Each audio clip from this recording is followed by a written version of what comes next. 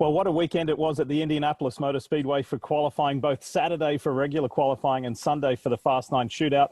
Hi, folks. Lee Diffie with you, along with the driver who will start on the second row of the grid for the 104th running of the Indianapolis 500 in the Genesis Honda for Andretti Autosport, James Hinchcliffe. Hinch, first up, let's congratulate you on a terrific campaign so far, not just yesterday, not just Sunday, but all the way through. Your practice speeds were good. Virtually the entire Andretti squad were good, but you performed particularly well. I imagine that you're pretty pleased.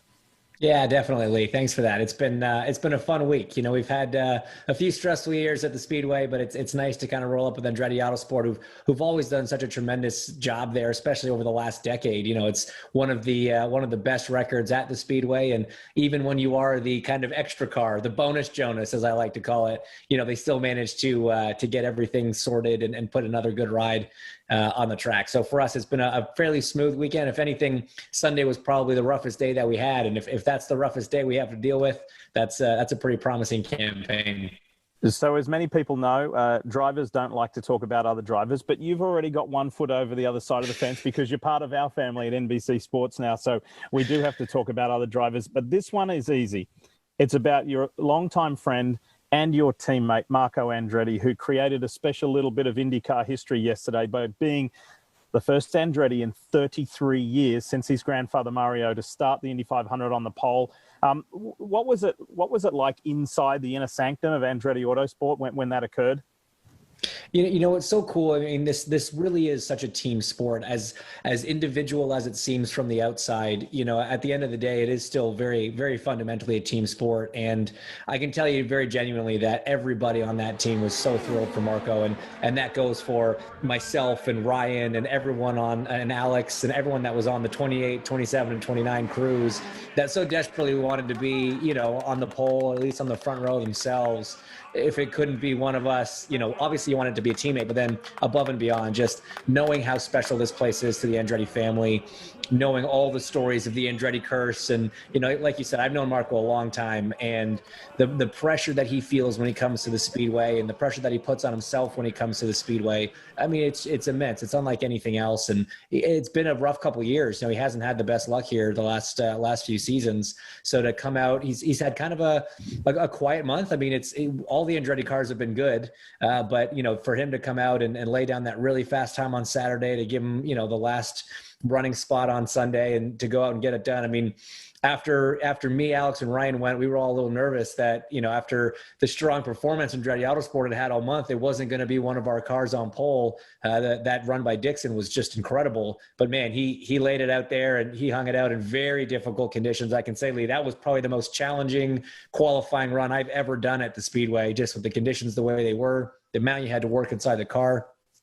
And it was a really special feeling inside the camp after Marco took that one. Do you remember those old images of Dale Earnhardt Sr. when he finally won the Daytona 500 and came back down pit lane, and everyone is standing there? All of the other teams are high-fiving him as he's coming back down the lane. It wasn't as huge as that, but that was the first thing that came to my mind when we were broadcasting on Sunday at the Speedway. I don't think in IndyCar I've ever seen that kind of emotion from rival teams and rival drivers for Marco. You know, there's a huge amount of respect for Marco and for the Andretti family at that place. You know, they obviously have a pretty storied history there, and unfortunately, there's more bad luck stories than the other way around. And so when something does go well, I think everybody in the sport, you know, really appreciates seeing that. And we're all fans of the sport. We're all, you know, historians to a certain extent of the sport, and we know the story. And so when an Andretti does well at the Speedway, it's always going to be a popular thing. And, you know, Marco, we went to dinner last night and celebrate a little bit. And, you know, he was saying he was 2 months old the last time an Andretti started from pole at the Indianapolis 500. So it's been a stretch, but I know he's super excited, and also so super happy for Brian Herta as well. You know, as a car owner there, he's had a pretty sporty run at the Speedway over the years, and it's nice to add a pole to the list. I think Brian's had an amazing run. I think Brian would like to have had the run that he's had as an owner, as a team owner and co-team owner as a driver. But that aside, let's all celebrate the moment, because it's going to be really special to say that an Andretti is taking the green from the pole position. So let's pivot here and let's talk about some other drivers. I want to start with the rookies, and you were in there. You were competing against them hard. I think I'm not the only one. I think a lot of people were blown away by the speed and the bravery and the precision of Alex Palou and Rinus VeeKay. Were you? 100%.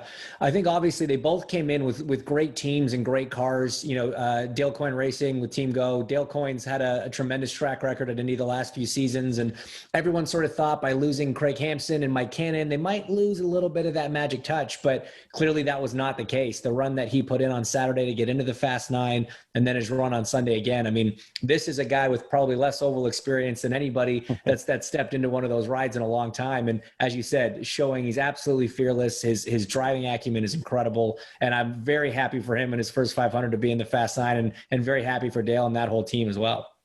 And then VeeKay, the only Chevrolet-powered car in the Fast Nine shootout. And I mean, we were saying on the broadcast, we all remember those images of Texas where he started earlier this year, the first round, and we said, look, the kid crashed twice. It was a disastrous start.